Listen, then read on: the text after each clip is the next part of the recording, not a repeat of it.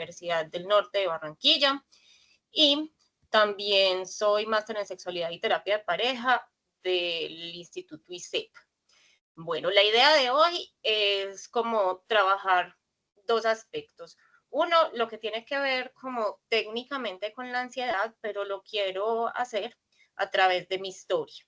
Entonces, todo esto comenzó como una invitación de Juliana, que fue mi compañera de la universidad en pregrado, porque esta niña ha sido muy protagonista en mi vida y en redes sociales he compartido bastante de la experiencia de ansiedad y también de depresión que he tenido pues como a lo largo de los años. Entonces lo que quiero hacer con lo que vamos a hablar hoy es hablar un poquito de cosas técnicas de la ansiedad, pero que se vuelva un tema muy comprensible, muy ameno, donde puedan preguntar, siéntanse libres de preguntar pues cosas técnicas, pero también desde el asunto personal. Esto es algo que yo elegí compartir hace varios años y que viene pues como de una bandera donde los psicólogos también tenemos temas por resolver en la salud mental y me volví como una persona que quiere acompañar a otros a salir del closet de la enfermedad mental, porque hay un estigma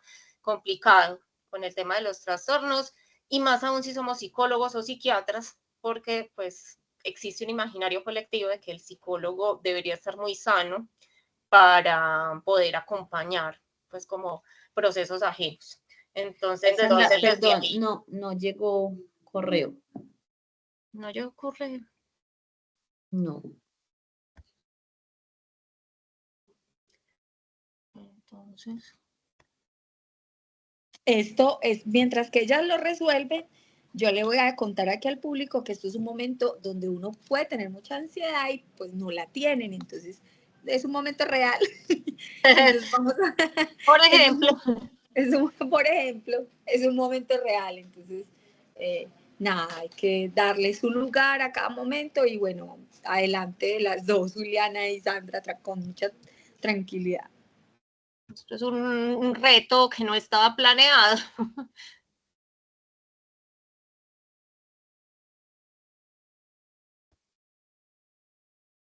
Pero como les voy a contar, pues ya me importa, pero no me abruma. Lo acabo de volver a enviar.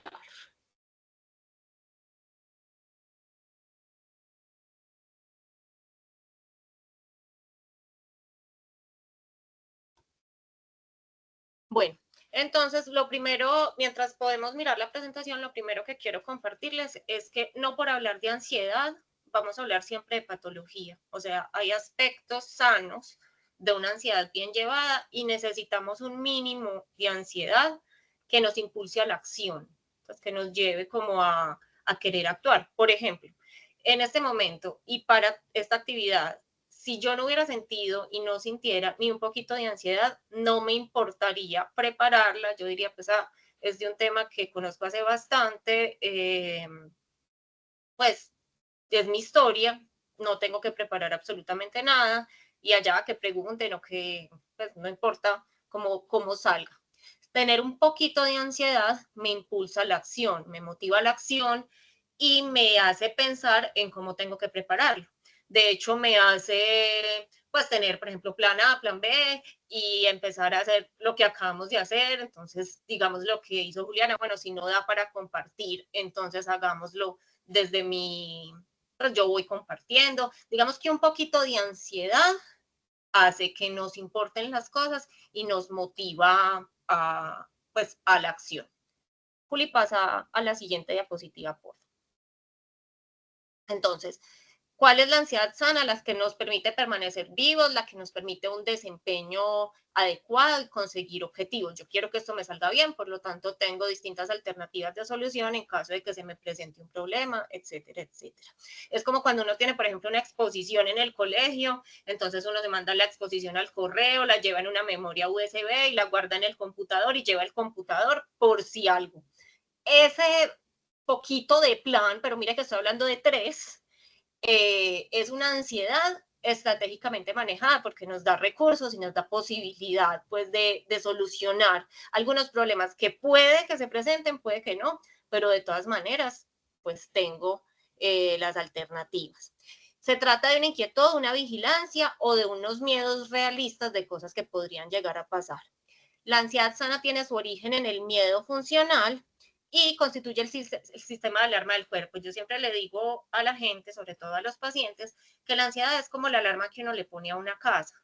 La idea de la alarma que uno le pone a una casa es que avise cuando hay peligros reales. Por ejemplo, se va a meter un ladrón, entonces la alarma se dispara y se supone que llega a seguridad para que pues no ocurra el robo. El problema es que ahorita vemos que a veces esa alarma se dispara por motivos que no son relacionados con una protección real, así como pasa en las casas. A veces una paloma se pone en la reja de la casa y la alarma se dispara. Se siente igual, o sea, el escándalo es el mismo, pero resulta que en uno había un peligro real, era un ladrón, y en el otro era una paloma que se paró donde no era.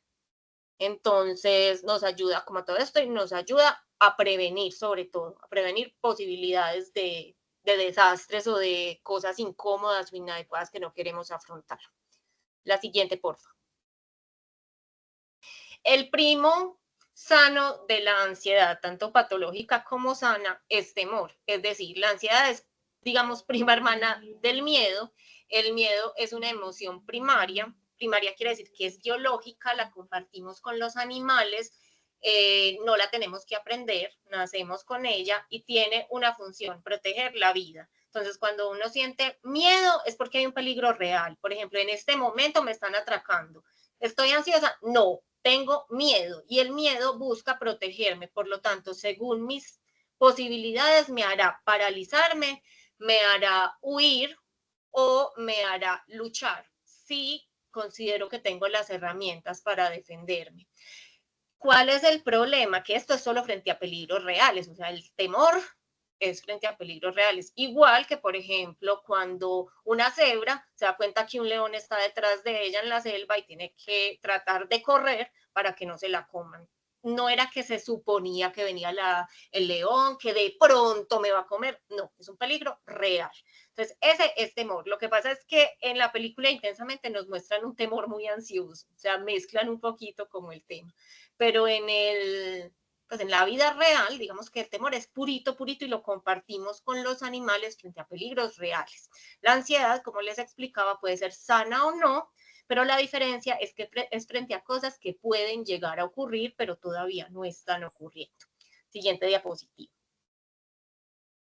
¿Cuándo se vuelve un problema? O sea, ¿cómo diferenciamos una ansiedad sana de una ansiedad que no lo es y que se vuelve patológica?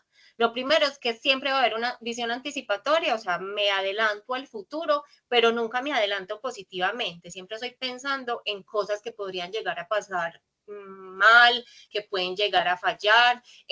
Siempre el pensamiento ansioso es, ¿y si? Y lo que sigue es un resultado catastrófico. Y en vez de poder pensar como en posibles soluciones para eso que yo me supongo que podría llegar a pasar, cuando tengo una ansiedad patológica me paralizo, no puedo pensar con claridad ni actuar con claridad. Entonces, ahí está una de las grandes diferencias. Se cree que es imposible conseguir ayuda cuando estoy ansioso y ya es patología. Creo que no voy a poder conseguir ayuda y que mis habilidades están muy por debajo del reto que representa una situación. Entonces, por ejemplo, voy a hacer una presentación en público y donde me quede en blanco y donde nada funcione, ni mi plan A, ni mi plan B, ni mi plan C, y donde no vaya nadie, y donde vaya todo el mundo y me pregunten y me ataquen y me digan un montón de cosas que yo no sé. Todo eso excede mis posibilidades. Creo que la situación va a ser mucho más difícil de lo que yo soy capaz de resolver.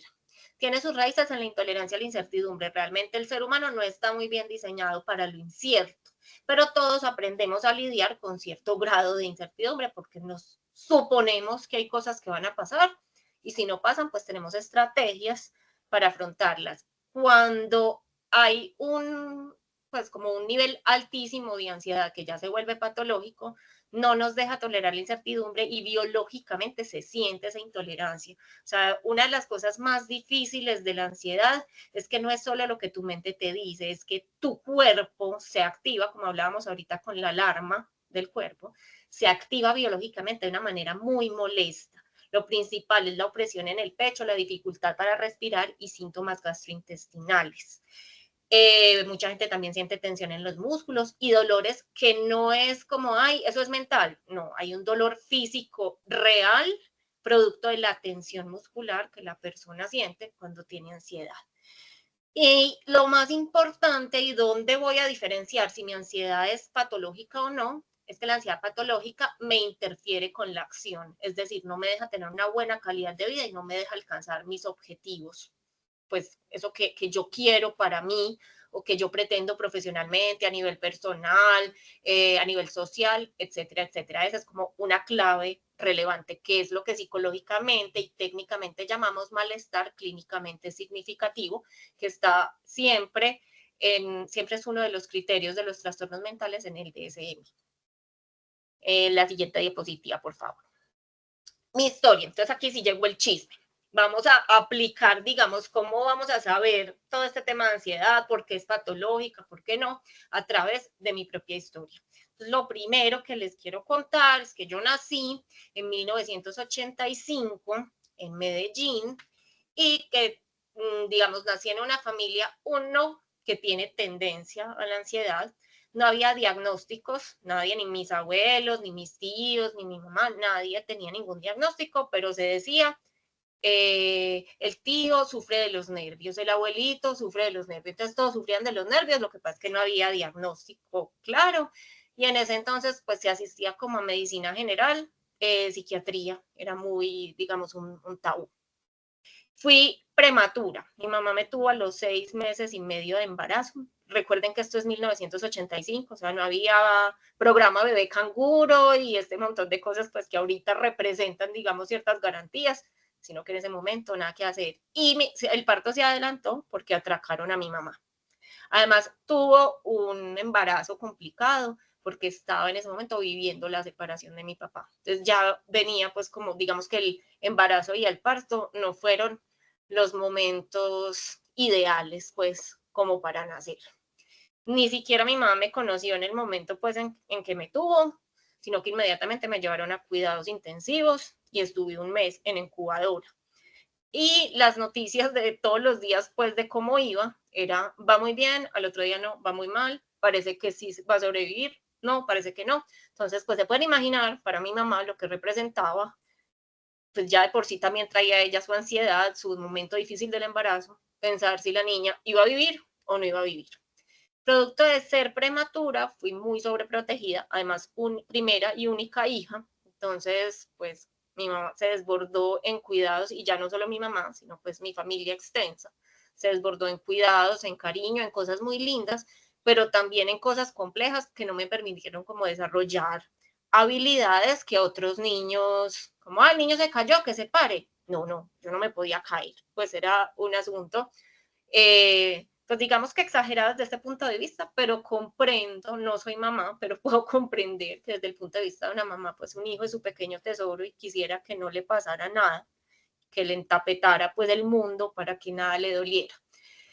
Entonces hubo habilidades que no desarrollé, digamos, en el momento evolutivo que debía desarrollar, producto de esa sobreprotección, además producto de cierto retraso en el desarrollo motriz por el momento del parto. Lo otro es el momento histórico en el que nací. Les conté que nací en 1985 y crecí en toda la época del narcotráfico y la violencia. El lema aquí, pues, que se repetía en mi casa era: uno sabe que sale de la casa, pero no sabe si vuelve. Entonces yo crecí escuchando eso. Y recuerdo ir al colegio, el preescolar, la guardería, con algo que ahora sé que se llama ansiedad por separación. En ese entonces no sabía que se llamaba así. Yo solamente sentía mucho miedo de que siempre fuera la última vez que iba a ver a las personas que quería. Además, pues es que ahí hay un asunto importante y es que ese no es un asunto de interpretación. No es como hay tan exagerados, como que uno sabe que sale de la casa pero no sabe si vuelve. Fue un momento muy crudo de la violencia en Colombia y de verdad que salías y en cualquier lado te ponían un carro bomba, pues había evidencia, no era solo, o sea, era un temor, no era ansiedad, había evidencia de que en cualquier momento esas cosas podían pasar. Lo otro es mi escolaridad. digamos que estudié en un colegio con muchos privilegios, un colegio femenino, un colegio de niñas muy lindas, en el cual yo no era una niña linda, y además de eso, era una niña torpe, producto del tema de la motricidad, entonces tenía ciertas vulnerabilidades para el bullying, pero fui una muy buena estudiante. Entonces, muy pronto descubrí que ahí podía centrar como mi valía personal, ¿cierto? Que mi fortaleza podía ser la inteligencia. Entonces, con esa me defendí y fui pues como viviendo al principio más tranquila, conforme fui avanzando en edad, y ahorita les cuento un poquito de la adolescencia, se me complicó un poquito el asunto porque me volví como más existencialista y como más peleoncita. Pero digamos que mi fortaleza siempre fue pues como el tema del rendimiento académico y el reconocimiento que recibía por ese buen rendimiento académico. Digamos que hasta ahí la ansiedad estaba muy ligada como al tema de no perder a las personas que quería y al desempeño en actividades que no tuvieran que ver con lo intelectual. Entonces nunca fui deportista, no me gustaban las clases de educación física, tenía que participar en ellas, pues, pero hacía lo menos que tocara. No me gustaban las fiestas, me invitaban a cumpleaños cuando esos, en los preescolares, por ejemplo, a que van a invitar a todo el salón. Yo no quería ir porque me tenía que quedar sin mi mamá y a mí eso no me gustaba. Bueno, todo lo que me generara como retos era muy molesto para mí y era, pues digamos que inhábil socialmente, con la ventaja o el factor protector de que sí tuve 5 amigas que hoy conservo, o sea, desde todo el colegio estuvimos juntas. ¿Qué detona ya? Entonces, digamos que estos son los antecedentes. Hasta ahí no sabíamos que yo tenía ansiedad ni nada. Pues conocíamos eso de la historia y pues hasta ahí. Yo hasta ahí no visité psicólogos, ni psiquiatras, ni mi vida transcurrió común y corriente. Yo lidiaba como con esas maluqueritas, sobre todo en lo que ahora se llama ansiedad por separación y ya lo sabemos, pero pues no, pues ahí no había diagnóstico, no había nada, se lidiaba con eso como se podía. Siempre me soñé estudiar psicología y a eso iba, a eso le apunté y lo logré. Pero digamos que la profesionalización trajo dos cosas. Uno, un factor de protección, y fue aprender todo esto que hoy les estoy contando para poder llegar a un diagnóstico y a un tratamiento adecuado. Pero dos, momentos complicados que me iban a poner a tambalear esa área en la que estaba centrada mi valía personal, que era el área del rendimiento. Académicamente fui excelente estudiante hasta que llegó el momento de la práctica. En la práctica no es que me hubiera ido mal, pero tenía más retroalimentación de cosas que no estaban bien. Entonces, digamos que pasar de ser una estudiante en la que, como digamos que mis fortalezas han estado en el uso del lenguaje, sea oral o sea escrito, pues que antes me fuera súper bien, que en los exámenes, en los ensayos sacara muy buenas notas, y de pronto tuviera una jefe estricta que me decía, vení, esa intervención que hiciste no estuvo adecuada, eso que dijiste no fue un buen momento para decirlo. Con esa persona, esa intervención, nada que ver. Mi práctica fue en el Instituto de Cancerología. O sea, se pueden imaginar el grado pues, de dificultad, digamos, de los pacientes. Y con mi grado de sensibilidad, además, pues el tema de que los pacientes estuvieran tan frágiles y la cercanía de la muerte, miren, la pérdida, que es lo que siempre ha activado mi ansiedad, pues más complicado todavía. Entonces ahí se empezó, o sea, ya me empecé a cuestionar, entonces no soy tan buena como parecía que era. Pues algo ahí pasa raro. En la universidad tenía un novio psicólogo con mucha más experiencia que yo, entonces de algún modo cuando salía a prácticas me sentía respaldada, porque aquello que yo no sabía, pues él me lo podía enseñar. Pero en medio de esa práctica la relación empieza a tener problemas y pasa muchos ires y venires, o sea, terminamos 14 veces y volvimos 23, pero de todas maneras yo ya no sentía esa seguridad de que me podía proteger, digamos, en cosas que yo no supiera y que me iba a enseñar, etcétera, etcétera. Se volvió una relación complicada, una relación dolorosa, y nuevamente el tema de la pérdida se me acerca. Bueno, la práctica sobrevivimos, finalmente pues me fue bien, tampoco, no me fue pues como estaba acostumbrada a que me fuera en la teoría, pero me fue bastante bien. No, digamos que ahí sí empezó mi ansiedad anticipatoria, es decir, veía más peligros de los que en realidad ocurrían y empecé a trabajar. Mi primer paciente, ustedes no se imaginan, pero mi primer paciente después de la práctica fue en el Instituto de Salud Mental de Envigado y el primer paciente era una persona supremamente ansiosa, o sea, llegó muy sintomático, se movía en las sillas, se estregaba las manos contra el pantalón y pues yo me veía obviamente muy joven y me dijo, usted es la que me va a atender. Y yo que siempre he tendido a la ironía, por dentro solo pensé, pues por 20.000 pesos, ¿qué quiere que le salga o el terrizo? Pero claramente pues no respondí nada, pero desde ahí yo me sentí descalificada, pues sentí que él ya no me iba a creer y me dejé contagiar de la ansiedad que él estaba sintiendo.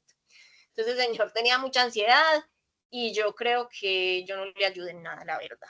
O sea, yo hice lo que se dice que se debe hacer, entonces preguntarle por los síntomas, hacer psicoeducación un poco sobre qué es la ansiedad, algo de lo que estoy haciendo aquí con ustedes, pues obviamente sin contarle mi historia, pero explicándole pues lo de la genética, pues todas estas cosas, pero yo no le calé al señor, no le llegué, porque los dos estábamos tan ansiosos que ahí no había puertas abiertas para tocar la vida de nadie.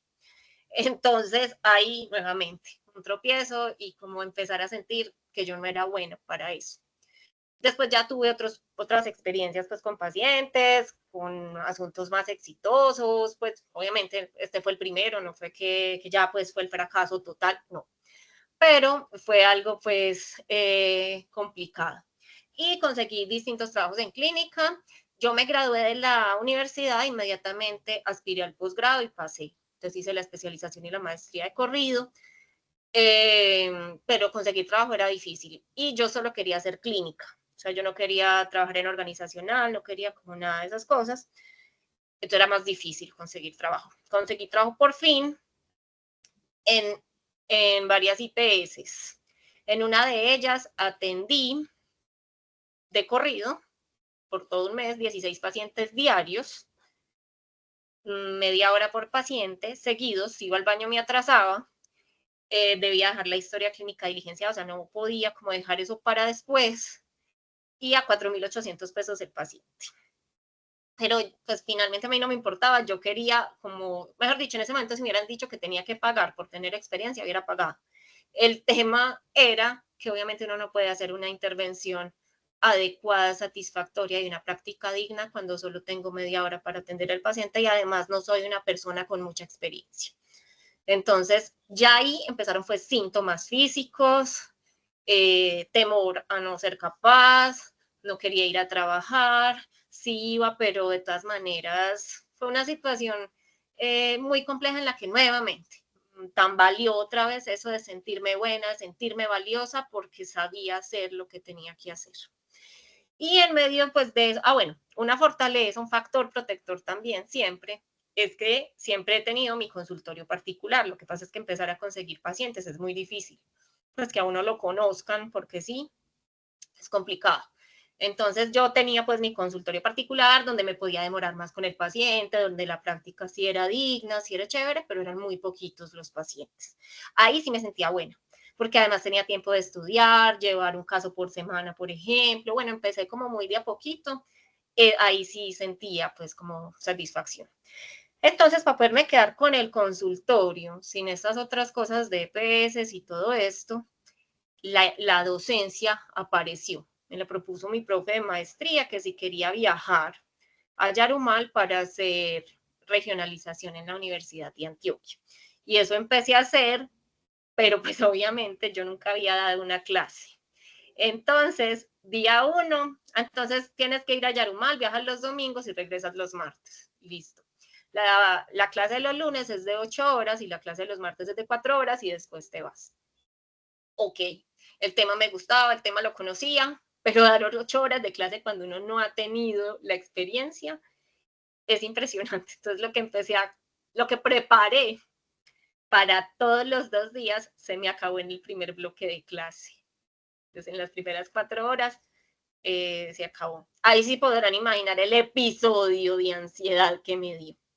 Finalmente lo que hice ahí fue plantearles casos y pues como que habláramos de ellos como propondrían la intervención. Fue una buena solución, pero después de una llorada infinita. Entonces, digamos que eso también ahí nuevamente. Ansiedad, más ansiedad, más ansiedad, más ansiedad. Y ya después, bueno, lo terminé exitosamente, los muchachos me tuvieron mucha paciencia, terminó siendo una experiencia muy chévere, terminé enamorándome de la docencia, pero ya no quería viajar, entonces fui consiguiendo espacios docentes aquí en Medellín. Hasta que pasé por varias universidades, hasta que llegué a la última, en la cual pues ya los estudiantes eran mucho más exigentes, las materias que yo daba pues eran más exigentes también y ya se esperaba más de mí porque ya era una docente con experiencia. Y ahí tuve un episodio ansioso depresivo muy severo. Yo ya venía con terapia desde aquello de la relación de pareja. Encontré una terapeuta espectacular que aún hoy es mi terapeuta. Y alguna vez con una de esas terminadas del novio, que fue en un diciembre, ella me dice, ve a psiquiatría. O sea, no creo que te tengas que quedar con el medicamento psiquiátrico, pero en este momento te estoy sintiendo demasiado mal. Entonces, yo te recomiendo ir al psiquiatra. Fui al psiquiatra y empiezan a mandarme medicamento, pero lo primero, ellos tienen como cosas que se llaman primera línea de elección, segunda línea, tercera línea, y es los medicamentos que por lo general le sirven a la gente, después si esos no sirvieron, se va a los de la segunda línea, después a los de la tercera línea y así. Yo empecé con los de la primera y no, pues no me fue como muy bien en esa primera experiencia de psiquiatría. Entonces después cambié de psiquiatra y ahí sí le atinamos, pero el tema era que era mixto, era ansiedad y depresión. Entonces, era complicado pues encontrar como la mezcla que a mí me hiciera bien, pero ¿cómo será la ansiedad? O sea, ¿cómo será eso que yo sentía y que aún siento en algunos momentos, pero en un volumen mucho menor? Que yo le decía al doctor, no importa, déjeme deprimida, pero quíteme la ansiedad.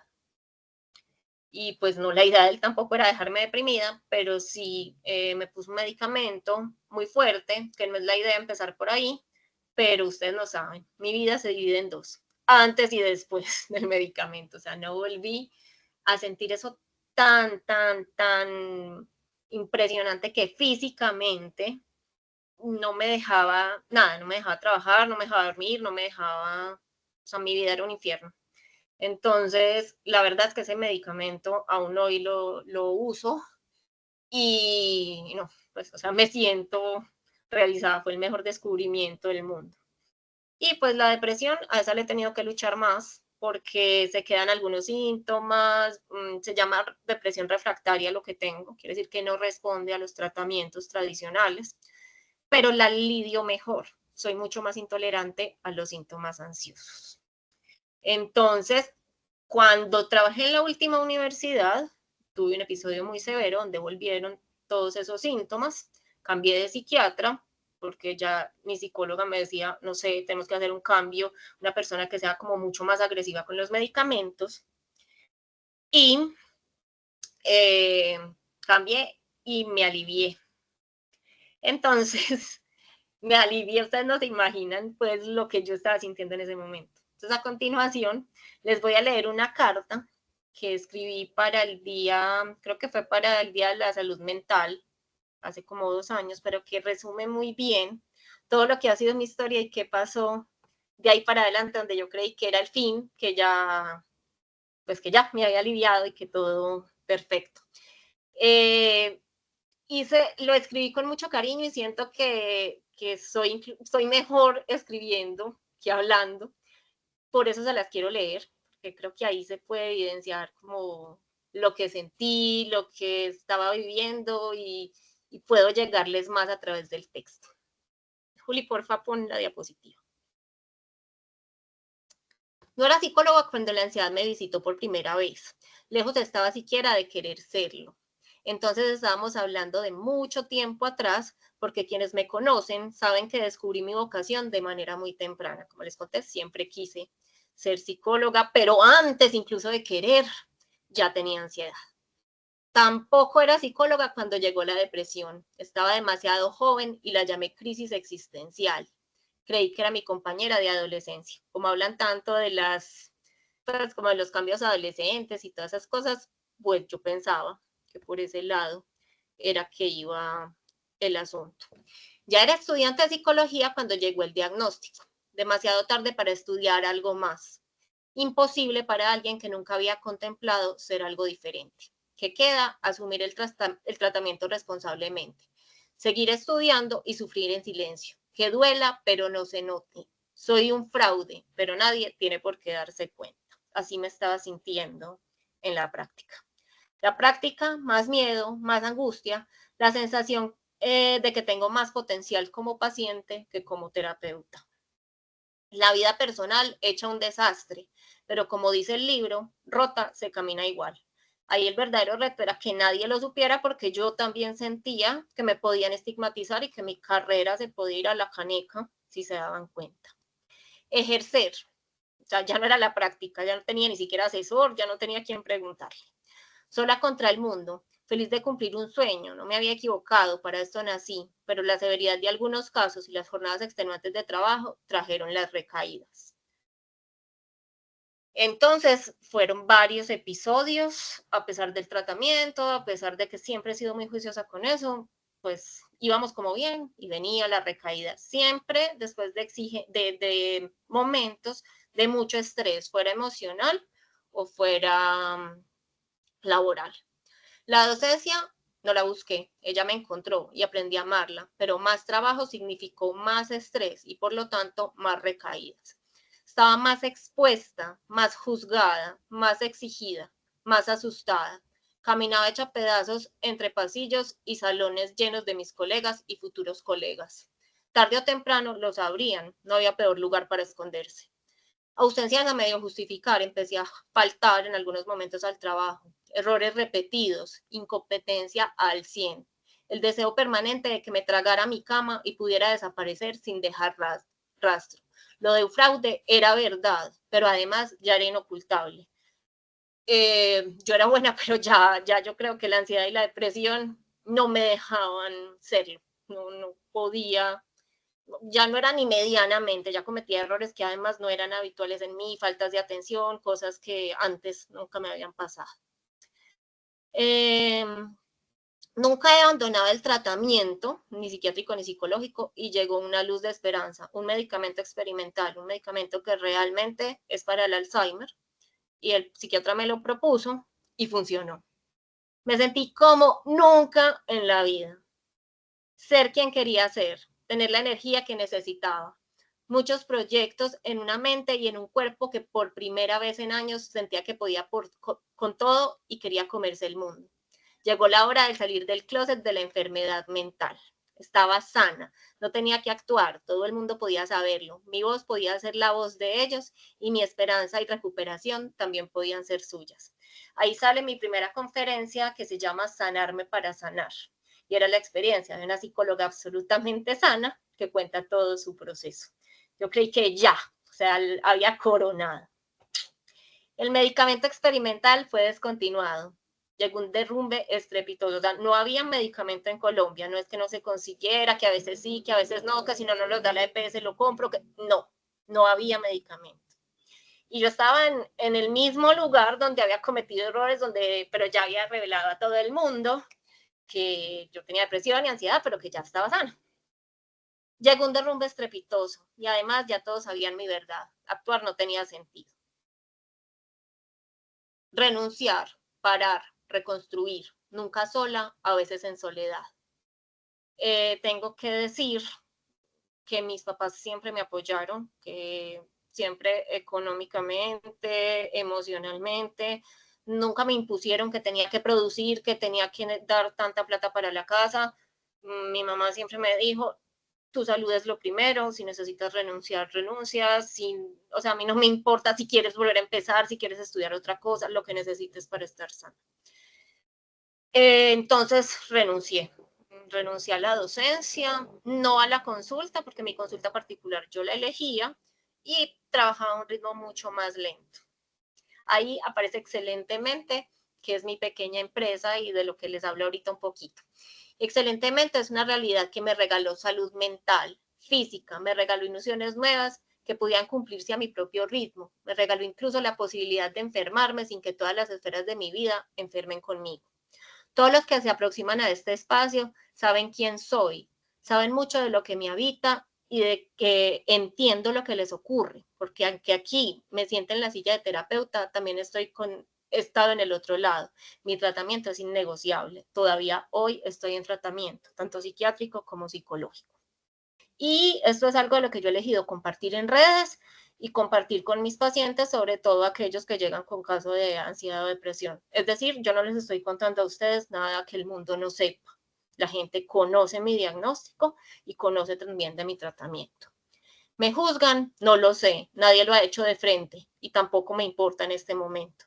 Pero sí encontré muchas personas que me eligieron para acompañar sus caminos y para hacer de eso que yo creía mi mayor debilidad una gran fortaleza, y hoy se los agradezco infinitamente. Creí que me iban a decir, ¿y usted siendo psicóloga y con ansiedad? Pero no, me encontré con, a mí también me pasa lo mismo.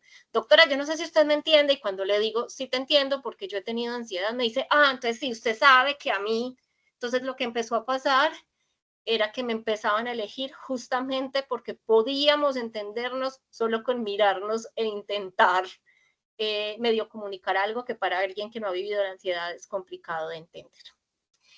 Entonces, digamos que el medicamento experimental después volvió, lo volvimos a intentar, pero ya no funcionó igual. Entonces, soy una paciente que ha tenido remisión de síntomas en algunos momentos, pero que no, digamos que desde que intentaron hacer el desmonte del tratamiento psiquiátrico y yo tuve recaídas y todo esto, ya lo que decidieron fue tu tratamiento es para toda la vida, el psiquiátrico, y el psicológico lo hago con más intensidad en unos momentos donde necesito más orientación y con menos intensidad en otros, pero siempre, siempre, siempre estoy en tratamiento. Pero hace bastante, desde el 2017, que fue mi renuncia a la docencia, y el nacimiento de Excelentemente, que ya no tengo crisis tan severas que me obliguen a renunciar al resto de las esferas de mi vida. Continuemos. ¿Cómo lo logro? Y miren que no pongo cómo lo logré, porque no lo he logrado, porque lo estoy logrando todos los días, pero no es un tema de cantar victoria. Mi tratamiento tanto psicológico como psiquiátrico no es negociable. Y yo a ese tratamiento le añado una tercera patica, y es mi vida espiritual. Yo soy católica, practicante, pero pues no importa que las personas no sean católicas. Creo que cultivar una dimensión espiritual independientemente de la práctica es fundamental, y creer en un ser superior, esto sí está estudiado, esto no lo digo yo, esto está estudiado, creer en un ser superior y creer que hay alguien más que me puede ayudar a controlar lo incontrolable es un factor protector a la hora de enfrentar un tema como la ansiedad. Que si hay que salir de la zona de confort, yo soy una defensora de la zona de confort, en primer lugar, porque casi que no la encuentro. Ahora, para que me digan que me tengo que salir de ella, pues no, olvídenlo. Ahora, una zona de confort significa un lugar, un espacio, unas personas, un círculo social, una familia en la que me siento cómoda. No significa dejarme de exigir para crecer como profesional, como persona, etcétera, etcétera. ¿Qué más hago? Un día a la vez. Si me dejo en pelicular por todas las catástrofes que pueden llegar a pasar según mi mente, me enloquezco.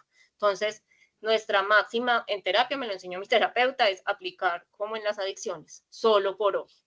Entonces, solo por hoy voy a trabajar con los pacientes que tengo. Solo por hoy voy a hacer tal cosa que tal vez no me gusta mucho. Solo por hoy voy a tolerar un síntoma que me tiene indispuesta, un día a la vez. Elegir bien mis luchas, no todas vale la pena librarlas. Yo antes era de las que, mejor dicho, la abogada de los pobres. Compraba una pelea pues por cualquier cosa. Ya me interesa más tener paz que razón. Entonces, ya hay cosas en las que no me meto simplemente porque creo que también está por ahí esa frase, mi tranquilidad es muy difícil de conseguir y es muy fácil de quebrantar, por lo tanto la cuido lo más que puedo para que no, pues para yo poderla, digamos, prevenir ese quebranto en la medida de lo posible, que si se quebró fue por cosas externas a mí, pero no porque yo la puse en riesgo y la entregué tan fácil. Esto fue un aprendizaje espectacular, me lo enseñó el psiquiatra este que me puso el medicamento que les digo que me dividió la vida en dos, no el medicamento experimental, sino el para la ansiedad. La ansiedad es molesta, pero no peligrosa. Yo sentía genuinamente que yo me iba a infartar, me iba a morir. Y a mí de verdad, de corazón, esto tiene más que ver con la depresión que con la ansiedad. No me ha preocupado mucho morirme. Pues como que, ay, que yo diga, no, ¿cómo va a morir? ¿Y qué va a pasar después de la muerte? No, a mí esas cosas no me afectan. Pero el cómo morirme, sí, sentir que me iba a morir con ese dolor, ahogada, infartada, me parecía horrible. Y ya aprendí que estoy sintiendo y estoy sintiendo la alarma del cuerpo, pero eso no me va a llevar a un infarto ni me va a llevar a ningún problema de salud física real. Cuidado con eso sí, las personas que sufren del corazón y tienen como cosas a nivel cardíaco, digamos que eso se descarta primero. Pero sí es real que la ansiedad no mata, o sea, la ansiedad te hace sentir como si te fueras a morir, pero no te mueres. Siguiente, por contra la preocupación, planeación. Entonces, contra mis 40.000 escenarios de todo lo que podría salir mal, mi mente me dice un escenario que podría salir mal y yo respondo con un plan ante ese posible escenario. Pero además, también sé que mis pensamientos son hipótesis, es decir, mi mente no siempre tiene la razón y mi mente es muy mala bruja porque predice cosas que, no, pues que la mayoría de las cuales nunca pasan. Entonces tengo que mirar qué grado de realidad tiene eso que mi mente me está ofreciendo. Comparo lo posible con lo probable. Posible esto en esta vida, o sea, posible es que en este momento me caiga un meteorito en la cabeza y se quede esta charla aquí. Pero ¿qué tan probable es que eso pase? Pues muy poco probable porque en los 39 años que tengo no he visto caer un meteorito. Entonces, ya yo misma empiezo a burlar a mi propia mente y a decir, pues, qué fastidio. Ya ni siquiera es que la mente cambie, es que yo pueda decir, ¿sabes qué? Te tostaste ya, no nos hagamos caso. Entonces, comprender que el pensamiento muchas veces genera la emoción, pero que yo no le puedo creer a ese pensamiento porque lo dijo y ya, sino que tengo que ir a ver si lo que me está diciendo sí tiene sentido. Aquí está lo que les contaba de mi paz. Preocuparse no es efectivo, porque yo haga mucha fuerza mental, eso no aumenta ni disminuye las probabilidades de que algo ocurra. Ay, que donde algo se dañe, porque yo me preocupe mucho no se va a dejar de dañar. Entonces, mejor dicho, como aplicábamos, cuando eso pase, lo resolvemos. Siguiente, por favor. Factores protectores, espiritualidad, como les contaba, sueño, dormir bien para mí es fundamental y no dormir es uno de los pródromos, es decir, cuando dejo de dormir bien, puede ser que me esté empezando a enfermar y si no empiezo a tomar medidas para volver a dormir bien, es muy probable que venga una crisis. El sueño para mí es determinante y para muchas personas que tienen ansiedad, depresión, trastorno afectivo bipolar, etcétera, etcétera, etcétera. Una sólida red de apoyo. Yo tengo la bendición de contar con una familia y unos amigos hermosos, pues, que me hacen mucho bien. Ahí, ese es mi caso. Habrá personas donde la red, no toda la red de apoyo es sana y se vale podarla. Cuando yo ya empiezo a identificar personas que no me hacen bien, pues no los maltrato, no nada, pero simplemente me distancio. Y eso también se vale con familia, se vale con amigos, se vale con la mamá, se vale con un montón. Ay, ¿qué es la mamá? ¿Qué cómo? No importa. O sea, acuérdense de lo que les contaba de mi paz. Mi paz no es negociable. Aceptación radical de la realidad. Esta paciente no va a decir nunca que se alivió. ¿Por qué? Porque pues ya les conté toda la piñatica llenita de pendejaditas que tengo que me hacen vulnerable a la ansiedad. Ya la tengo, entonces ya no es un asunto como de aliviarse. No he logrado decir que la ansiedad es mi amiga, me parece una amiga muy pichurria, yo elijo mejores amigas, pero sí es mi compañera permanente, no se va a ir de mi vida. Controlo las expectativas, a mí me gustaría trabajar 8 horas, 12 horas, podría tener mucho dinero con eso, ayudar a mucha gente, pero no es realista pensar, mi cuerpo no da para tanto, pues me descompenso, entonces ¿para qué? Que me gustaría ser más sociable, no, ya no, pues ya antes soy mucho más selectiva como con qué me exijo. Obviamente no es dejarse de exigir, es elegir bien qué exigencias me voy a hacer. Identificar y aprender habilidades que me ayudan a controlar la ansiedad, pero hacerlo antes de, por eso mi tratamiento es tan importante, haya o no haya síntomas. Cuando uno está ansioso, en crisis, no aprende nada. Entonces ahí no es como, vamos a respirar profundo, acuérdate que debe llegar hasta el estómago. No, en ese momento no te acuerdas de nada. Entonces tú tienes que aprender cosas antes de forma tal que cuando tengas la crisis, ya te hayas entrenado en esas habilidades y sea solo sacarlas como del bolsillo. Pero si pretenden aprender algo en plena crisis, sería muy difícil.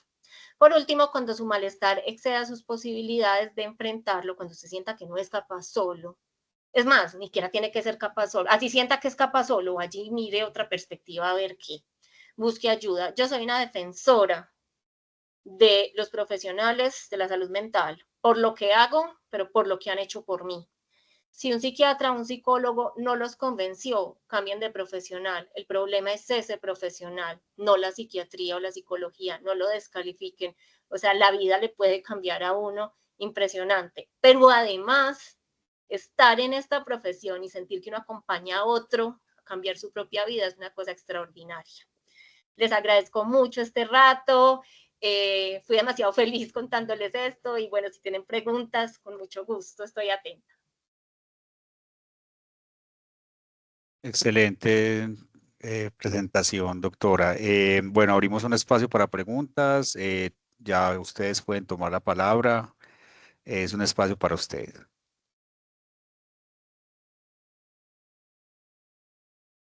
Sí, Los Angélica, tienes la palabra. Gracias, profesor Gabriel. Profesora Sandra, mucho gusto. Mucho gusto. Muy inspiradora su historia y gracias por compartirla. Me hace pensar en muchas cosas que he vivido y que he visto alrededor de mi familia. Pero ¿sabe qué me genera ahorita mismo? Una reflexión muy importante sobre lo que está pasando ahorita mismo con esta tremenda noticia de los maltratos que están sucediendo en las facultades y de la que están siendo objeto muchas personas que están haciendo sus residencias y que están haciendo sus prácticas clínicas. Y yo creo que tristemente mucha gente en muchas facultades de muchas carreras han tenido seguramente que pasar por eso. Entonces, me hace reflexionar sobre la forma en que esas futuras experiencias en clínica para nosotros como futuros psicólogos vamos a tener que enfrentar y tenemos que desde ya irnos preparando con muchas herramientas para precisamente afrontar momentos en donde de pronto se generen situaciones que hagan que nos podamos sentir ansiosos, que no sepamos manejar la crítica, que no sepamos manejar de pronto la burla de algunas personas y escuchar su historia y todo lo que usted tuvo que pasar. Seguramente ha tenido que también pasar por algún profesor en algún momento, alguna crítica fuerte que pudo haberla sacudido y ver esa fuerza que usted tiene a pesar de todo, inspira. Y le agradezco mucho que el día de hoy pues haya compartido su historia con nosotros. Agradezco enormemente tus palabras. Creo que la responsabilidad de nosotros como psicólogos no es no enfermarnos, obvio que nos podemos enfermar, es ser muy responsables con nuestro tratamiento, por eso hago tanto énfasis en si es necesario tratarnos, nos tratamos, pero además, independientemente de tratarnos o no, pues porque puede que usted no esté enfermo, entonces no tiene que tratar, pero la psicoterapia no es solo para personas, por ejemplo, que están enfermas, sino que quieren conocer o manejar mejor aspectos suyos, que no necesariamente son patológicos. Y eso nos funciona muy bien en los pacientes espejo. Los pacientes espejo son los pacientes que se parecen a mí, que piensan parecido a mí, que entonces yo no sé qué decirles cuando llegan a consulta con algunas dificultades parecidas a las mías, pues porque yo también pienso igual. Y creo ¿qué le digo? Aquello que mi terapeuta en cierto momento me dijo a mí, cuando yo estaba pasando por algo parecido. Por eso sí tenemos el desafío de ir como adelante en nuestro proceso de autoconocimiento. Con respecto a lo que pones de la residente de medicina, me ha dolido enormemente, me ha tocado el alma. De hecho, ahí en el Instagram pueden encontrar algo que escribí. Pero si soy honesta, no lo viví. O sea, viví lo de la jefe estricta que les conté, pero mi jefe era estricta, no maltratadora. Simplemente que a mí me daba miedo, pues, pero no, tengo que ser muy honesta, no fue así. Pero esto no es una realidad exclusiva de la medicina, ni de esa facultad, ni de nada. Entonces, realmente sí, tenemos desafíos grandes ahí. Y parte del desafío grande acá, y donde sí decidí como ya no me importa, es contar que a mí me pasa y que se vale y que no soy perfecta, disto mucho de serlo y no tengo que serlo para ser una buena profesional. Y creo que en la medida en que más hagamos ese ruido, nos hagamos responsables, pero además también hagamos bulla de que esto pasa, se va a volver más normal, entre comillas, que valoren, cuiden y tengan y respeten nuestra salud también como profesionales. Bueno, tenemos María Elizabeth, levantó la mano, sí, tienes la palabra.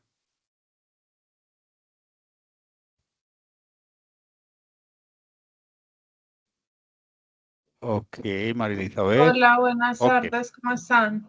Buenas tardes. Muchísimas gracias, Sandra. Gabriel, yo soy psicóloga egresada de la María Cano. Me ha parecido muy chévere la masterclass. No, agradecerles en el corazón, de verdad que es muy chévere esta masterclass que están haciendo. Esta es la primera que recibo en vivo. No había tenido pues como la oportunidad de estar en vivo porque estoy trabajando, muy contenta.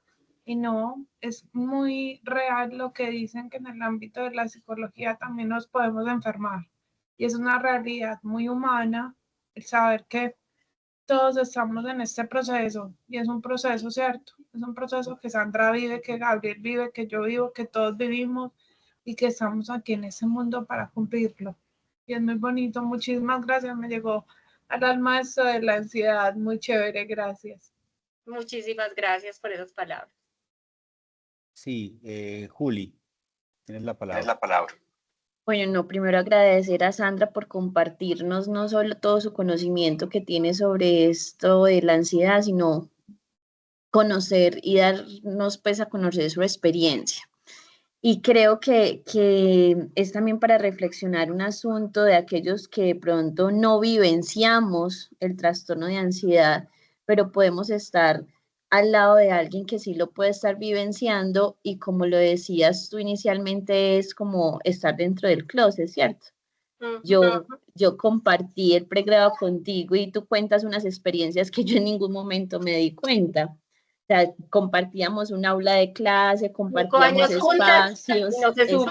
exacto. Y es un asunto como de que, bueno, no lo tengo que saber, pero sí de pronto ponerme en el lugar de que qué están viviendo aquellas personas con las que yo estoy compartiendo ciertos espacios, de pronto qué acciones, qué comportamientos que inconscientemente puedo estar haciendo pueden estar de pronto agudizando o acelerando la aparición de ciertos síntomas, no solo de la ansiedad, sino otros trastornos del estado del ánimo. Debe ser como empáticos en cómo me relaciono con el otro, de cierta forma de que pueda reconocer que hay una vida pues más allá de lo que estábamos pues en estos momentos, desde lo laboral, desde lo académico. Quería pues como hacer esa reflexión. Muchísimas gracias. Y sí, esa fue una época de mi vida en la que, bueno, en la que al principio no sabía qué me pasaba y después cuando supe pensaba que si se sabía no me iba a poder graduar y si me graduaba no iba a poder ejercer y si ejercía no iba a ser buena y bueno, todo el rollo que viene de una mente ansiosa. Ya comprobé que no y ya me siento muy contenta de poder compartir esta experiencia de camino que sigo trabajando en ella, que como les digo no se va a ir, pero que no me hace una mala profesional. Todo lo contrario, digamos que me regaló más sensibilidad para saber lo que las personas están viviendo. Y cada persona que ustedes tienen al lado tiene una lucha. Puede ser ansiedad o no, pero tiene una lucha. Tratemos de ser muy empáticos siempre, porque eso es regalarle un respirito en una vida que puede estar siendo muy complicada. Bueno, mientras alguien más se anima a levantar la mano, preguntar, por aquí tenemos un comentario de Vanessa Londoño. Muchas gracias por todo el conocimiento que nos brindan. La psicología es un reto gigante, hermoso y de valientes. Bueno, muchas gracias, Vanessa. Muchas gracias. ¿Alguien más quiere hacer una pregunta, un comentario? Aprovechen que la tienen aquí. Si no, pues bueno, ahí está también mi forma de, así pues me pueden contactar, ahí tienen la diapositiva. Muy bien, Blanca Cecilia, ¿cierto? Tienes la palabra y luego Luz Ángel. Blanca. Blanca Lucía. Blanca Lucía, perdón. Bueno, buenas tardes. De verdad que me impacta mucho lo que comparte la profesora, porque creo que a veces, no digo que el ser humano siempre tiene que sufrir bastante pues para salir victorioso, pero en algunos casos es realmente necesario.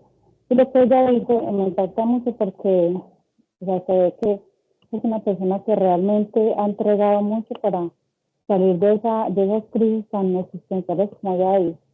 Y otra cosa que me gusta, ella cuando toca este tema de espiritualidad con la psicología, me parece que es demasiado importante porque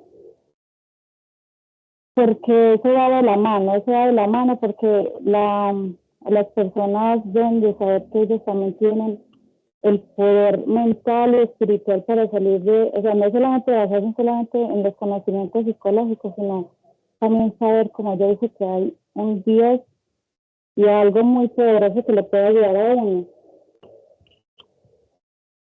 Así es, como les contaba, pues para mí es especial, tengo una relación muy cercana con Dios, pero como les decía, no importa en qué creas, pues lo importante es que creas en algo. Sí quiero hacer una salvedad y es, yo sé que hay mucha gente que ejerce juntando psicología con religión. No es mi caso, les estoy contando como mi dimensión personal, pero yo he trabajado pues con ateos, personas cristianas no católicas, judíos, pues digamos que no porque asistas a mi consulta vas a escuchar pues como orientación espiritual. Ahora, con quienes son creyentes, porque siempre lo pregunto, sí trabajamos y fortalecemos esa dimensión, pero igual también respeto y puedo trabajar con personas que piensan de una manera distinta. Bueno, Luz Angélica y luego Pilar. Gracias, profe. Profesora Sandra, una persona que está presentando, digamos que está empezando a sentir que está pasando por momentos de ansiedad mucho más fuertes de lo normal, como usted lo dice, necesariamente debe empezar con un tratamiento psiquiátrico y psicológico o puede empezar de cierta forma de la mano del psicólogo a explorar qué está sucediendo para decidir si hay un segundo paso que sería buscar ayuda psiquiátrica. Así es, como lo estás diciendo, Gracias. así es. De hecho, así comenzó mi historia. Mi historia comenzó con tratamiento psicológico, estuve un buen tiempo solamente con psicología, hasta que llegó la ruptura que les conté, que sí me descompensó, la ruptura afectiva que me descompensó enormemente y donde ya la psicóloga me decía, lo que estamos haciendo en psicología no es suficiente para manejar tus síntomas. Entonces sí, es muy viable que se empiece por psicología.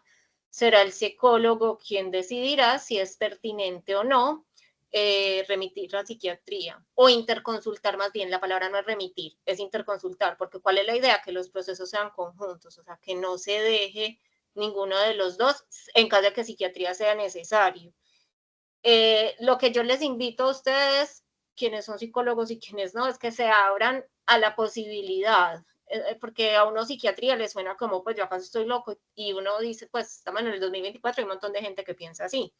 Y no, es que la psiquiatría no es para locos. Así como el que está enfermo de diabetes tiene que pues recurrir a la insulina, al que los neurotransmisores le fallan, tiene que recurrir a la psiquiatría, pero eso es una enfermedad biológica como cualquier otra.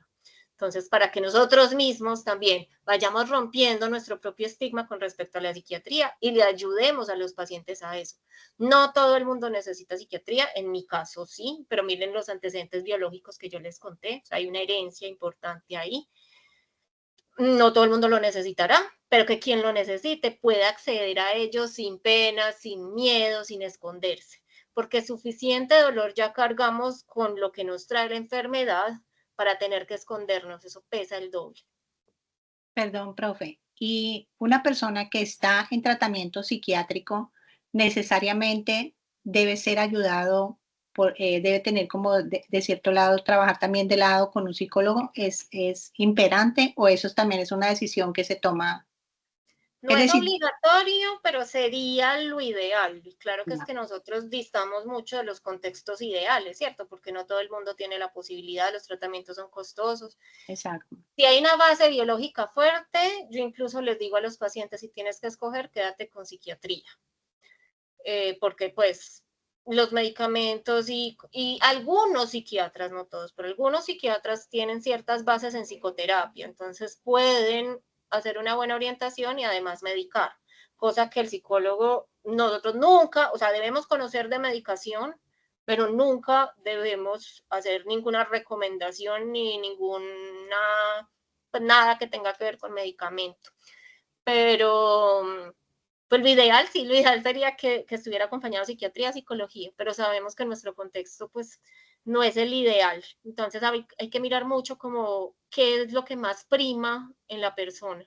Cuando es un tema biológico, cuando hay unos síntomas muy físicos, podría ser psiquiatría sola. Gracias, profe. Con gusto. Pilar, tienes la palabra. Gracias, buenas tardes a todos. Sandra, gracias por tu testimonio. En verdad, pues quien me invitó aquí a este día de hoy fue la profesora Mónica Cadavid. Estoy en proceso para poder... No te escucho. Se te va un poquito la voz, Pilar. De pronto si tienes un micrófono o algo, lo acercas a la boca. ¿Ahí me oyen? Un poco mejor, sí. Ok. Bueno, quería dar las gracias. En verdad, les estaba compartiendo que me invitó la profesora Mónica Cadavid a este taller o bueno, a esta charla. Estoy muy agradecida con ella. Ella me contactó porque estoy interesada en empezar a estudiar psicología, bueno, continuar mis estudios porque los había aplazado y realmente para mí es un regalo. Sandra, es un regalo lo que tú compartes porque abres como más lo que yo estoy viviendo. Llevo 4 años con un tema de depresión muy fuerte. Y bueno, ya empecé con el tema de la ayuda psicológica. Precisamente ya, si Dios lo permite, tengo cita este lunes. Y bueno, de verdad que digamos, con tu testimonio pude ver muchas cosas que yo en verdad no había visto que me pueden ayudar para poder saber manejar mejor esta situación. Entonces te quería agradecer. Gracias, en verdad, muchas gracias. Gracias por esas palabras, me hace muy feliz escucharla, me hace muy feliz poder ser una lucecita en medio a veces de tanta oscuridad, que yo sé lo que duele estar ahí. Y yo recuerdo, como les conté ahorita, que mi primera charla se llamó Sanarme para sanar, porque creí que ya estaba sana, pero en momentos como este yo ya entiendo por qué mi camino no fue como la curación total. Creo que tiene incluso mucho más sentido poderles hablar hoy, desde que todavía mi diagnóstico permanece y vivirá conmigo, pero igual podemos hacerlo excelentemente. Un abrazo. Gracias, Pilar. Estamos entonces, seguimos en contacto. Bueno, a ver si mientras alguien más se anima a preguntar, son las 6:16. Bueno, un agradecimiento de Tatiana, de Pilar también. Bueno, ¿alguien más quiere hacer alguna pregunta, un comentario? Aprovechando que tenemos esta experiencia tan bonita de la doctora Sandra. Ok, bueno, entonces acá está la información de la doctora Sandra si la quieren contactar, ella nos la presenta acá, está su correo electrónico sandra-rpo@hotmail.com, nos regala también su número de WhatsApp y esto es Instagram, ¿cierto? Sí. Excelentemente, SR. Muy bien. Voy entonces a volver a poner acá el vínculo para la asistencia. La asistencia es importante también porque podemos tener sus datos, sus nombres y sus correos electrónicos para poder seguir invitándolo a este tipo de actividades y a muchas otras, ¿de acuerdo? Entonces, por favor, tienen la asistencia para seguir enviándoles las invitaciones. La próxima masterclass la tendremos en 15 días y les estará llegando pronto la invitación. No sé ya entonces si quieras, Uli, tú que hiciste la invitación y despedir a tu invitada y cerraríamos por hoy. No, de nuevo agradecer a Sandra por este espacio, por compartir su experiencia desde lo personal y desde lo profesional. E invitar a quienes nos acompañen si de pronto tienen más dudas frente al rol de la psicología en este acompañamiento de trastornos, nos pueden escribir, contactarse con nosotros y estamos siempre ahí pendientes para acompañarlos en todo lo que requieran del programa de psicología de la Fundación Universitaria María Cano. Sandra, muchas gracias. Muchas gracias por la invitación. Como les digo, estoy demasiado feliz. Ya no soy profe en la práctica, pero en el corazón sí. Amo estas cosas y amo compartirlas. Muchas gracias por escucharme, por abrir el alma para que esto también los pueda tocar. También se requiere de una disposición del oyente para que esto cobre significado. Entonces, agradecerles por el espacio. Y un abrazo, en lo que necesiten, aquí estoy. Y bueno, nos encontraremos en el camino. Muy bien, y aquí dejé también mi correo por si alguna pregunta o algo que tenga que ver ya con la universidad.